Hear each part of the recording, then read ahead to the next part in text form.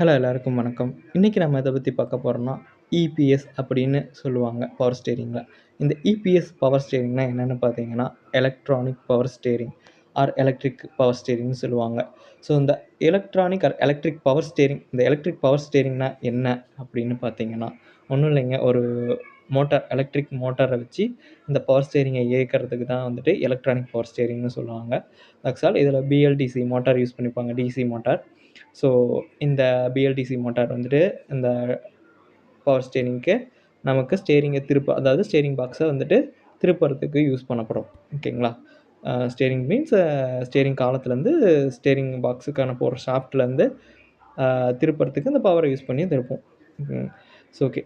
இந்த electronic power steering எப்படி work ஆகுதுன்னு பார்த்தீங்கன்னா, இந்த ஃபஸ்ட்டு நாம் ஸ்டீரிங்கை திருப்போம் இல்லைங்களா? இந்த ஸ்டீரிங் வந்துட்டு பார்த்திங்கன்னா, ஸ்டீரிங் காலத்தோடு கனெக்ட் ஆகிருக்கும். இந்த காலத்துக்கு பக்கத்துலேயே காலத்தோடு பார்த்திங்கன்னா மோட்டரும் கனெக்ட் ஆகிருக்கும். இந்த மோட்டரில் வந்து ஒரு டார்க் சென்சார் இருக்கும். இந்த டார்க் சென்சாரோ அந்த டேட்டாவெல்லாம் பார்த்திங்கன்னா இசியு, இதுக்கான பவர் ஸ்டீரிங்க்கான ஒரு இசியு இருக்குது, எலக்ட்ரானிக் கண்ட்ரோல் யூனிட். அது வந்துட்டு இபிஎஸ் ஓட கண்ட்ரோல் யூனிட்னு சொல்லுவாங்க. ஓகேங்களா? இந்த கண்ட்ரோல் யூனிட்டை பார்த்திங்கன்னா, இந்த இசியூவில் வந்துட்டு வெஹிக்கிள் ஸ்பீடும் வந்துட்டு கணக்கெடுக்கப்படும். அதே மாதிரி டார்க் சென்சாரோட டார்க்கும் வந்து கணக்கெடுக்கப்படும். என்ன அந்த டார்க் சென்சார் பண்ணணும்னு பார்த்தீங்கன்னா, நம்ம ஸ்டீரிங் வீலை பொருத்தும்போது இந்த ஸ்டீரிங் வீல்லேருந்து இந்த ஸ்டீரிங் காலம் சுற்றும். அந்த ஸ்டீரிங் காலத்தோட டார்க்கை மென்ஷன் பண்ண ஆரம்பிக்கும். மோட்டரில் வந்து அந்த மோட்டருக்கு பக்கத்துலேயே அந்த அசம்பிள்லேயே கொடுத்துருப்பாங்க. ஸோ இப்போ அந்த இடத்துல என்ன ஆகும்னு பார்த்தீங்கன்னா, இந்த டார்க் சென்சார் வந்துட்டு எவ்வளவு டார்க்கு கொடுக்குறாங்க அப்படிங்கிறதையும் நோட் பண்ணிக்கும். இந்த டேட்டாவை வந்து இசியூக்கு அனுப்பிச்சிடும். இப்போ வெஹிக்கிள் ஸ்பீடோட டேட்டாவும் வந்துட்டு அந்த இசியூவில் இருக்கும்.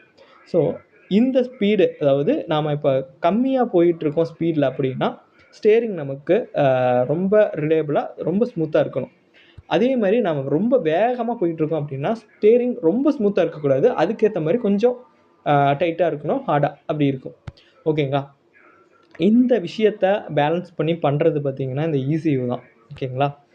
இந்த இசியூ இதெல்லாம் பண்ணி, இந்த அட்ஜஸ்ட் பண்ணி இந்த மோட்டரோட இந்த பவர் ஸ்டீரிங் சிஸ்டத்தை அந்த பிஎல்டிசி மோட்டாருக்கு ஒரு சிஸ்டம் வைக்க அந்த அளவுக்கு டார்க் வச்சு அந்த அளவுக்கு சுற்ற வைக்கிறதுக்கு உதவி பண்ணும். இந்த ஸ்டீரிங் காலத்து அந்த மோட்டரோட எது கனெக்ட் ஆகிருக்குன்னு பார்த்தீங்கன்னா, இந்த இன்டர்மீடியட் ஷாஃப்ட். இந்த ஸ்டீரிங் காலம் சுற்றும்போது இந்த இன்டர்மீடியட் ஷாஃப்ட் ஆர் ஐ ஷாஃப்ட் ஒன்று சொல்லுவாங்க, இன்டர்மீடியட் ஷாஃப்ட்.